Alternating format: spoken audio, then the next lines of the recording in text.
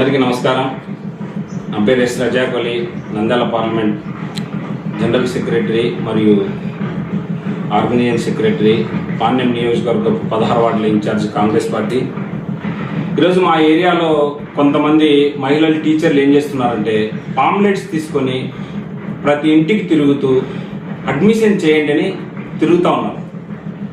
నేను ఒకటే అడుగుతున్నాను, కార్పొరేట్ సంస్థలకి వాళ్ళను ఉపాధ్యాయులుగా తీసుకున్నారా లేకుంటే కట్ట బానిసల్లాగా తీసుకున్నారా అనేటువంటిది నేను మిమ్మల్ని ప్రశ్నిస్తున్నాను. ఒక ఉపాధ్యాయుడు స్కూల్లో ఉండి వచ్చినటువంటి విద్యార్థిని మంచి భవిష్యత్తు సైడ్ పోనివ్వకుండా, మంచి భవిష్యత్తు కోసం దేశ భవిష్యత్తుకు విద్యార్థుల్ని ఒక మంచి స్థాయిలో పోనీయకోకుండా టీచర్లను రోడ్డు మీద తిప్పుతూ ఒక కట్టు బానిసల్లాగా చేస్తున్నటువంటి కార్పొరేట్ సంస్థల్ని ప్రభుత్వం ఎందుకు నిందించలేకుండింది?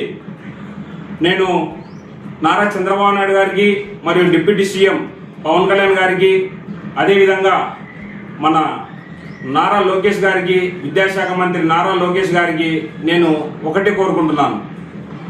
అయ్యే ఉపాధ్యాయులకు రక్షణ కల్పించండి, ఉపాధ్యాయులకు రక్షణ కల్పించండి.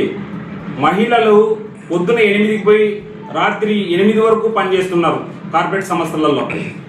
8 గంటలు పనిచేసే విధంగా ఒక జీవోని రిలీజ్ చేయండి. వాళ్ళకు పని దినాలు 12 నెలలు వచ్చేలాగా చేయండి. 6,000 8,000 జీతాలకు కూడా 12 గంటలు పని చేయించుకుంటూ, వెట్టి చాకరీలు చేయించుకుంటూ వాళ్ళతో అడ్మిషన్లకు తిప్పుతూ వాళ్ళు ఉపాధ్యాయుల లేకుంటే ఊడిగం చేయడానికి వచ్చినటువంటి వాళ్ళు అనుకుంటున్నారా?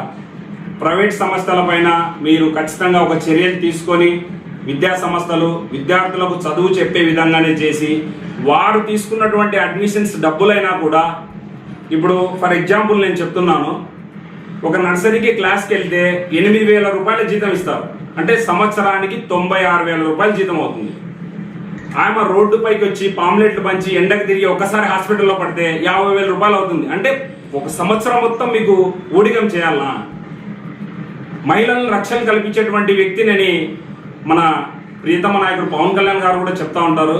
వారికి ఒకటే విన్నపం, నేను మహిళలు టీచర్లు ఎక్కువ మహిళలే ఉన్నారు, దయచేసి వాళ్ళని దృష్టిలో పెట్టుకొని మీరు ఆ యొక్క అడ్మిషన్ స్ట్రక్చర్ని తగ్గించి విద్యార్థులకు మంచి భవిష్యత్తుని ఎలా ఇవ్వాలి.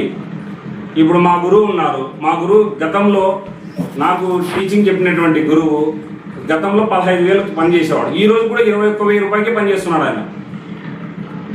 అంటే వాళ్ళకు ఇంక్రూమెంట్ లేదు, ఒక మూమెంట్ లేదు, జాబ్ సెక్యూరిటీ లేదు.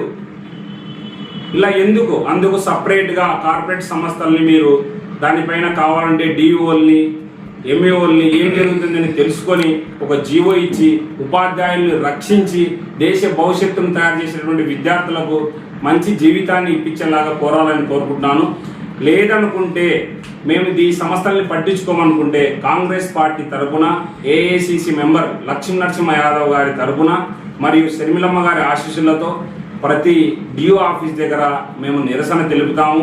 ఎందుకంటే ఇప్పుడు ఉండేటువంటి పరిస్థితులలో హెల్త్కు రేట్ పెరిగాయి, ప్రతి ఒక్కటి రేట్ పెరిగాయి, కానీ విద్యార్థి చదువు చెప్పేటువంటి గురువుకు ఒక సరైనటువంటి జీతం లేదు, ఒక సరైనటువంటి జీవో లేదు. వాళ్ళకి ఉపాధ్యాయుల్ని రక్షించి దేశ భవిష్యత్తుని కాపాడతారని నేను కోరుకుంటున్నాను. జై కాంగ్రెస్.